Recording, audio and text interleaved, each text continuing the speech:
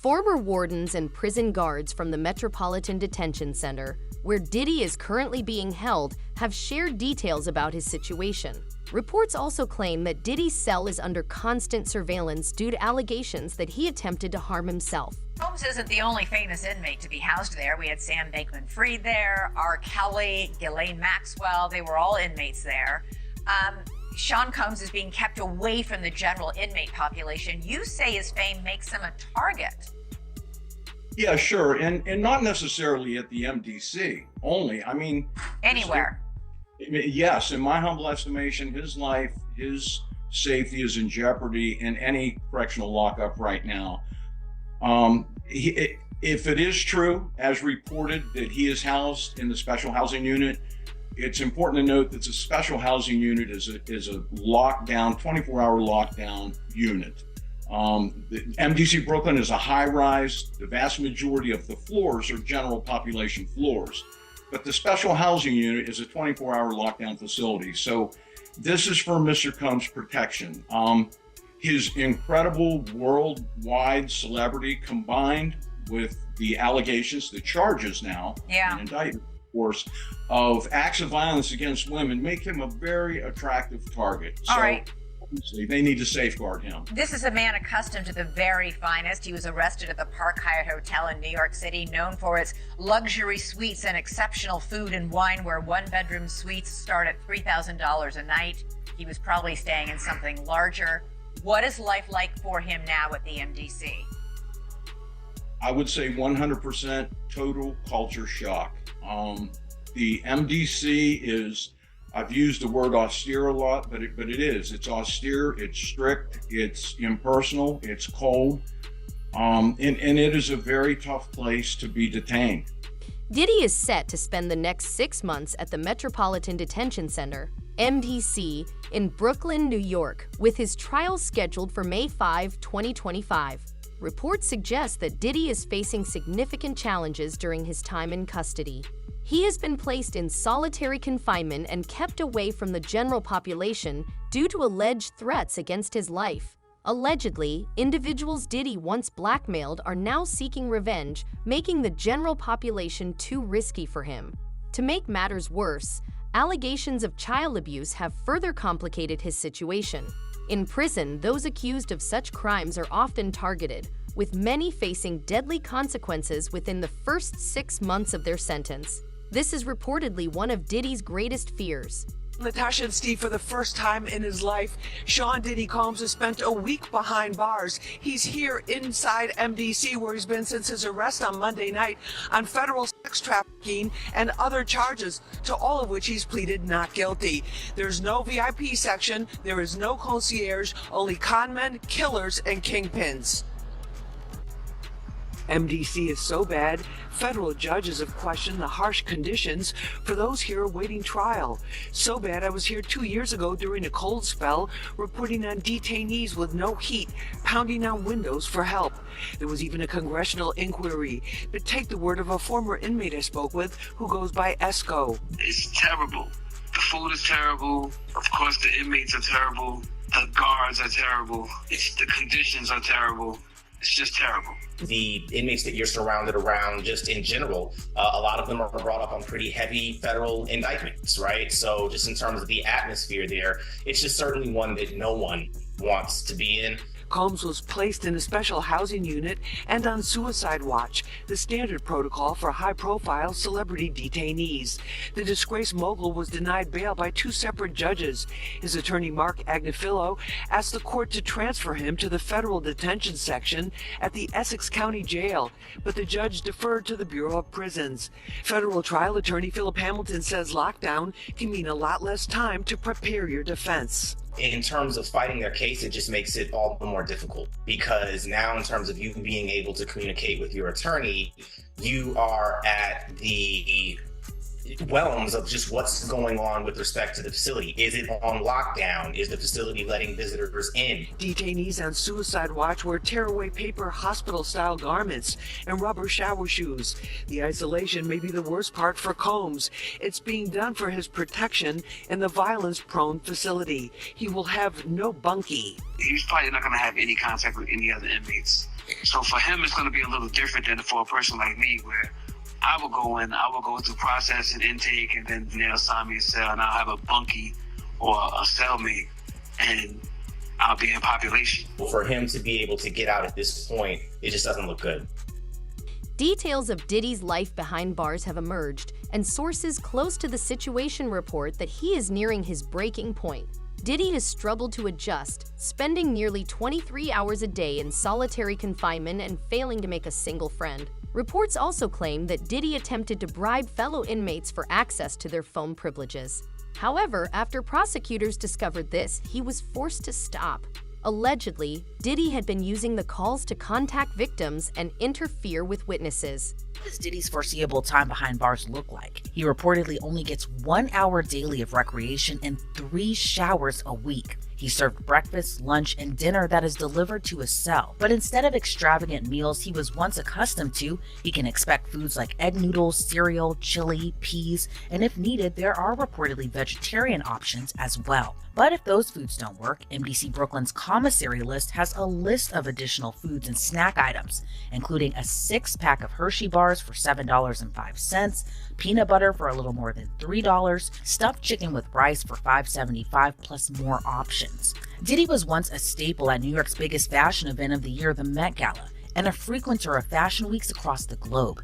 Now will be forced to wear clothes not from haute couture, but instead a switch up to essentially sweats.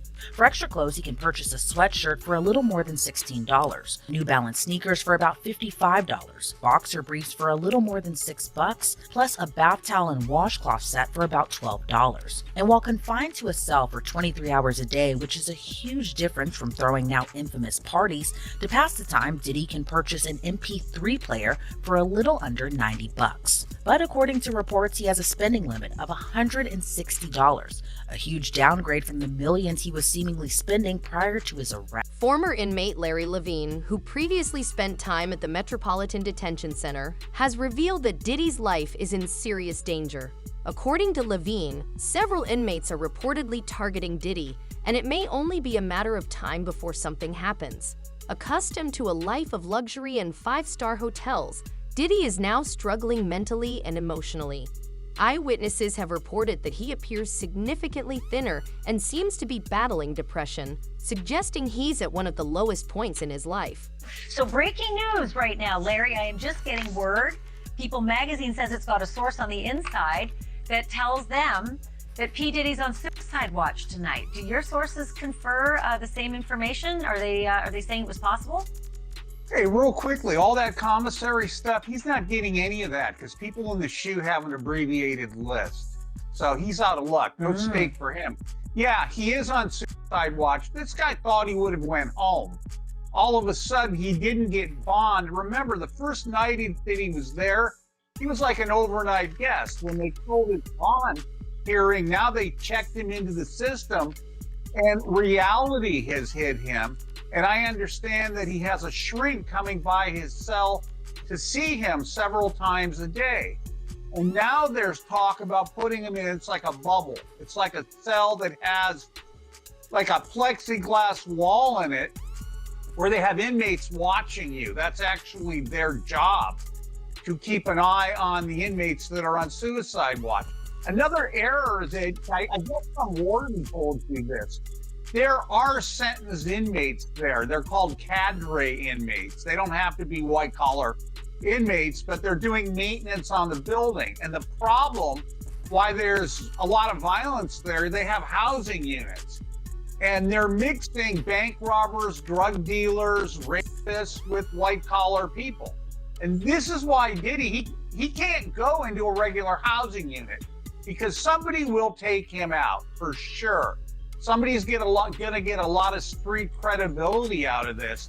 People that are doing substantial time that know they're never getting out, they'll just kill the guy, no questions asked. You think that they'd suck up to him because he's got a lot of money, and if he ever does get the commissary options, he would be able to help them. Some people do. I gotta wrap it real quick. Okay, some people do think that Diddy can help them, but this guy's going to be locked up forever. His case will probably take at least 3 years to litigate. He'll stay at MDC. There's rumors that he wants to go to Essex County Jail in New Jersey because he New doesn't Jersey, like right. MDC. He's a Okay. Marshals inmate. There's no way they're going to transfer him back and forth, I don't know, several times a week, 6 marshals to do To it. Jersey. He's out of luck. The sensitive information Diddy might reveal has made him a potential target, drawing comparisons to Epstein. Those who personally know Diddy believe he lacks the resilience to endure life behind bars, and his recent meltdown seems to support this. Allegedly, Diddy was seen crying and shouting, begging guards to release him. Despite being in custody for only a few months, it's clear that Diddy is already struggling to cope and appears ready to give up. According to a report from the Daily Mail, that's why Diddy had a breakdown. A person close to him apparently said, quote, spending the holidays behind bars was a nightmare for him. If we're to believe all this, Diddy had a meltdown in his cell and begged the guards to take him to the hospital for observation, but they refused. This same friend or person told the Daily Mail, quote, he eventually managed to calm himself down with the meditation technique he's been using while he's been behind bars. It took him a few hours of deep breathing and focusing to get out of the bad space he was in, but he finally managed it.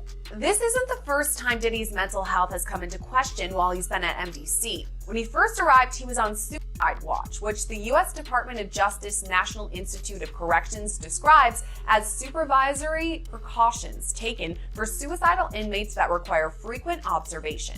Diddy's suicide watch was only temporary, though. He was housed in a special protected unit of the jail after that for the first few weeks of his stay. But Diddy right now is in Gen Pop, meaning general population, the place where majority of the inmates stay. And that's where he apparently had this meltdown. Diddy's lawyers have filed a request to have him transferred to a different correctional facility, citing his discomfort at the Metropolitan Detention Center. However, the judge has denied the request. Reports suggest Diddy's condition is deteriorating with each passing day. Even if another inmate doesn't harm him, there's growing concern that Diddy might hurt himself. Jen Deal, who lived with Diddy for years, has spoken out, stating that Diddy is not the type of person equipped to handle prison life. Having always lived in luxury, Diddy is reportedly struggling to adjust and may not last long behind bars. That makes sense. But you knowing Diddy personally, do you think it's possible he might take his life? It takes a certain individual to prepare himself to do a lot of years in jail. From the lifestyle that he had, I'm not saying that he can't. I just don't see him able to do time behind bars. Maybe if he be in a camp type situation, that's a possibility. But based on the lifestyle and what he's done and what he's accomplished, if he had to go behind those bars for a lot of years, I think that he may commit suicide. He'd do an Epstein.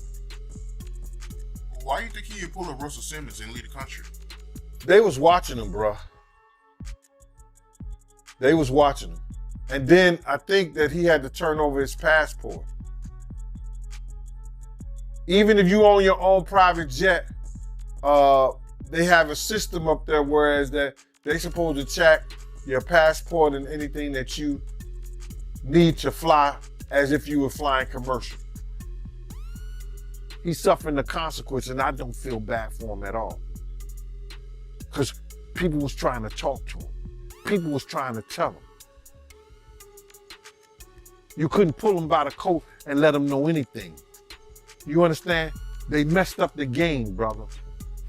When he put that shit out with them, money, power, respect, it ain't never been like that.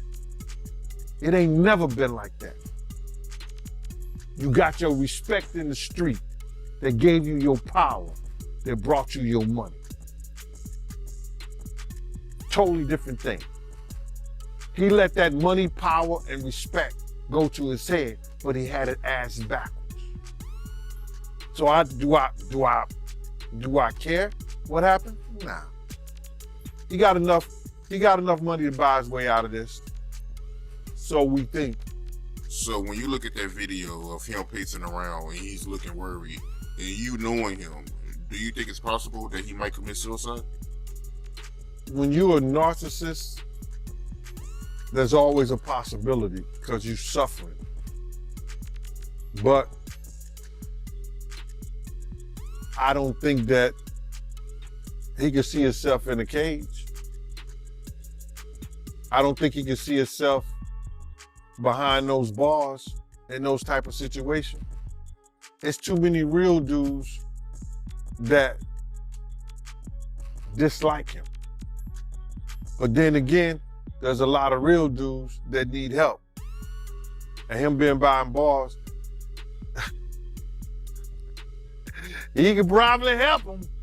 Diddy's legal team has put together a $50 million bail package in an effort to secure his release. According to court documents, they've offered to surrender the entire family's passports and even put up Diddy's Miami mansion, valued at around $48 million, as collateral. Despite these efforts and the significant amount of money on the table, Judge Ains Submanin has denied Diddy's bail request. For now, Diddy will remain in custody until further notice.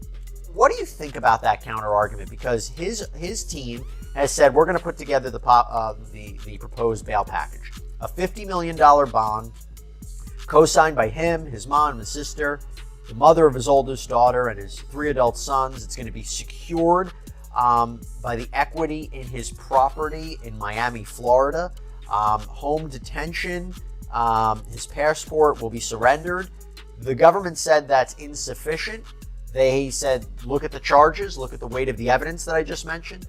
They said they have allegations that he and his associates were trying to tamper with witness testimony last year so that they wouldn't cooperate with the government. What do you take away about who has the stronger argument in terms of bail? Well, I think his counsel has done the best they possibly can. I think bringing him there voluntarily is very smart, starts them out on the right foot. But I think the last thing that you just mentioned, the interfering with witnesses. That's the allegation, yeah. Yeah, if that's true, or I should say, if there's real indicia that happened, I think that might tip the scales in favor of not letting him out pending trial, because I think, and you know this, I think judges take an extraordinarily dim view of that. And that might be the factor that tips the scale against him. But I think as far as a tactic, I think it was very smart to do what they did and to say, look, you know, he's here. You didn't have to track him down. He's got a real defense here. He's doing everything right, at least right now. I'm not sure it's going to be enough at the end of the day.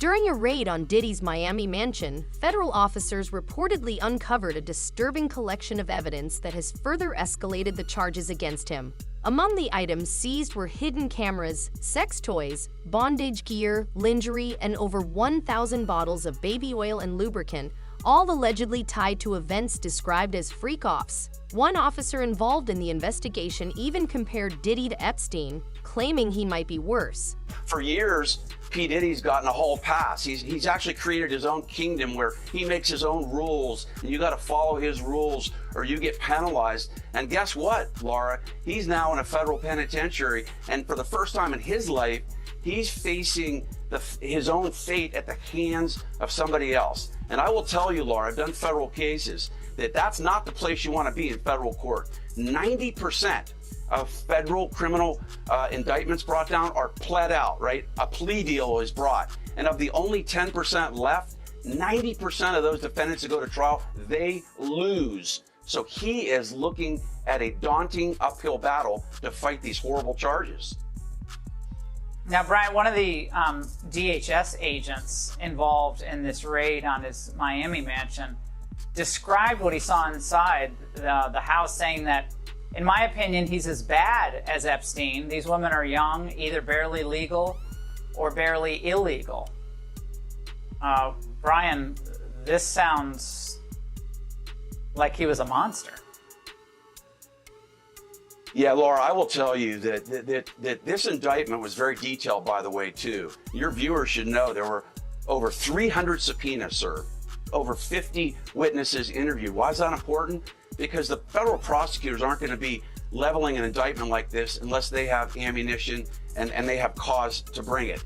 And the core issue at this case, which the feds have to prove, which it's looking like they can, is that P. Diddy essentially controlled these women, that he threatened them with stopping the money that he was paying them, that he spiked their drinks with drugs, that's been alleged in the indictment, and that he basically told them, I'm going to ruin your life unless you engage in these freak-offs. And that's really what the prosecutors got to prove. And if you've got some victims coming forward to talk about that, you've got financial records that prove that, travel itinerary that proves that, P. Diddy has very little defense. And I got to tell you, Laura, if this guy wants to fight these charges, he's going to have to step up and walk into a courtroom and talk about it. If he doesn't testify in this case, he is dead on arrival.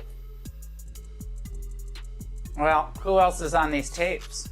I mean, will the tapes ever see the light of day? I mean, that's what everybody's talking about. Who else is there? It's like with the Epstein, his pleasure island. Who else? Who went? Who was there? What's the manifest? But Brian, chances 1 being least likely, 10 being most likely. Will we learn of other celebrities that were at these freak-offs? Yeah, I think you've got an 8 or a 9 for a likelihood you're going to hear about it. Why? Because there are going to be more indictments coming down, Laura. That's an important point here, because he's being charged with racketeering and conspiracy. You're going to have, well, let's start on the inner circle. You're going to have former bodyguards. You can possibly have former musicians that he was with. You've got personal assistants that are going to be, they're already talking about this. Some of those are likely to be charged. And then guess what? If you've got some music moguls that are sending women over to these alleged freak-offs, then you've got some top people that are going to start crumbling too, because they're all part of what's called this criminal enterprise. Diddy's friends outside of prison are reportedly just as concerned as he is. So far, high-profile figures like JayZ Lawsuit and Ashton Kutcher have all been named in lawsuits related to Diddy, while his own sons are facing legal action as well. Lawsuit, who dated Diddy in the late 90s, finds herself once again entangled in legal issues tied to him. This time, the case involves a rape allegation from Cardello Smith, who claims Diddy sexually assaulted him in 1997 during a party at a Holiday Inn in Detroit. According to Smith, Lawsuit is a key witness in the case and will be called to testify. He alleges that Diddy recorded the assault and that JLo helped him cover it up. But going back to Cardello Smith's filing, his notice says that Jennifer Lynn Lopez, aka JLo, aka Jenny from the Block, quote, will be called as a material witness and expert to Sean Combs' viewing, possession, and distribution of his sexual assault upon the plaintiff in 1997, and the orders of defendant Sean Combs forcing Jennifer Lopez to remain silent about the videotaped sexual assault of plaintiff by defendant. Plaintiff states that the material witness Jennifer Lynn Lopez, also known as JLo and Jenny from the Block, was engaged in a relationship with the defendant Sean Combs during 1999 and 2001, and that the sexual assault of the plaintiff was recorded, distributed, and held by the defendant at his New York residence and recording studio. And during the relationship with Jennifer Lopez, she was made privy to this video that was taken by Sean Combs and his employee Kirk Burrows. She, JLo, has known this video existed and was in existence and took no action to make it known to anyone in law enforcement, and that she was even questioned by New York Police Detective Derek Palmer about this matter, and that the report will show that her answers to this tape was and still remains a resounding yes to its existence.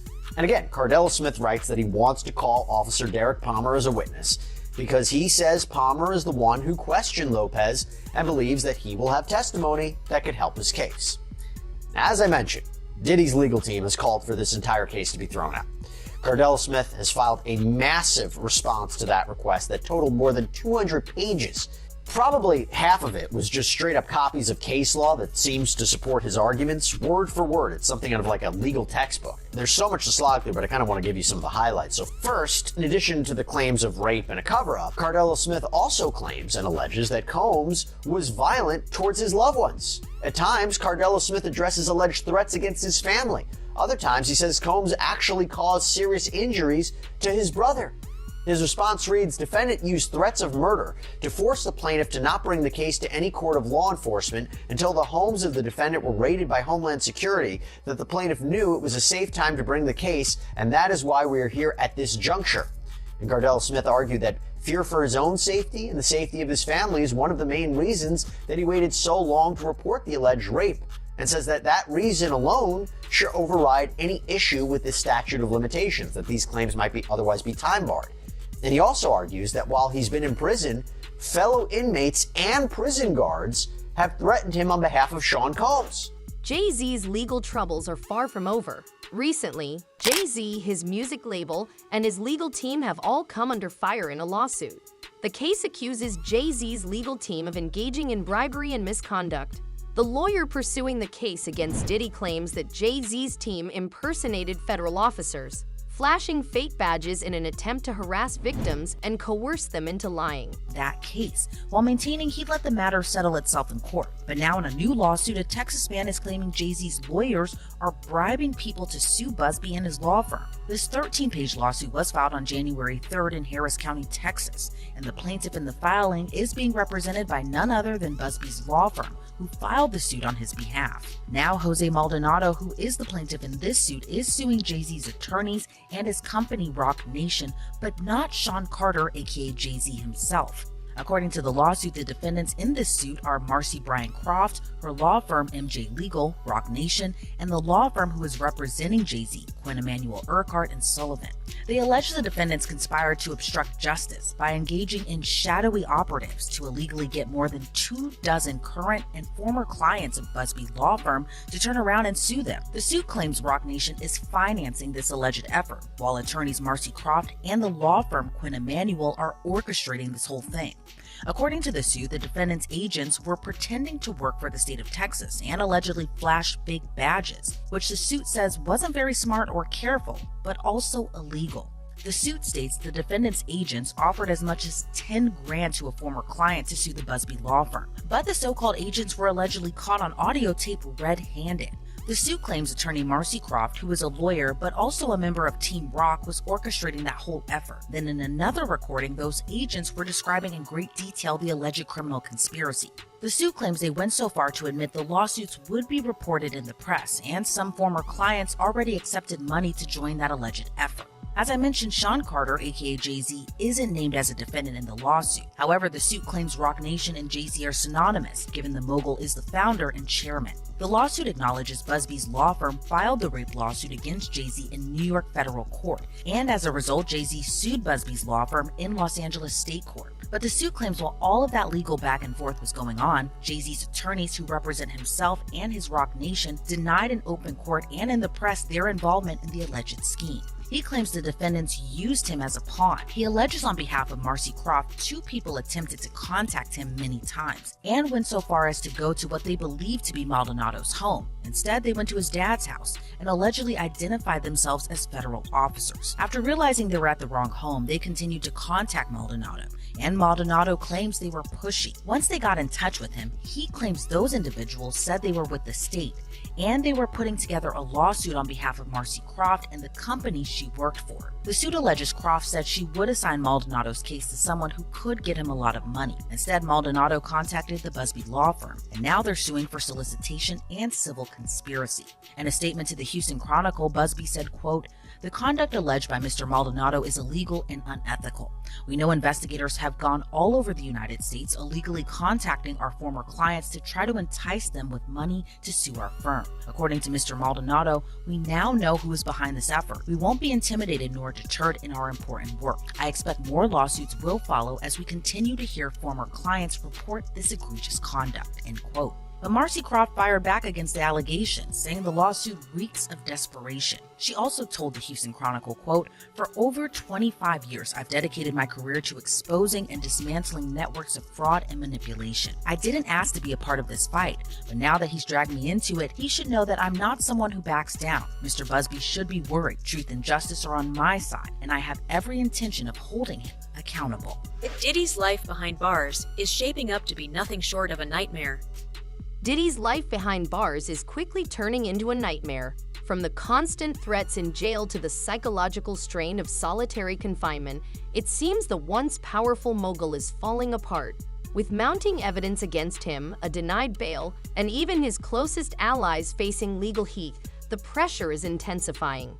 The question remains, will Diddy survive this storm, or is this the beginning of the end for him and everyone connected to his empire? Drop your thoughts in the comments.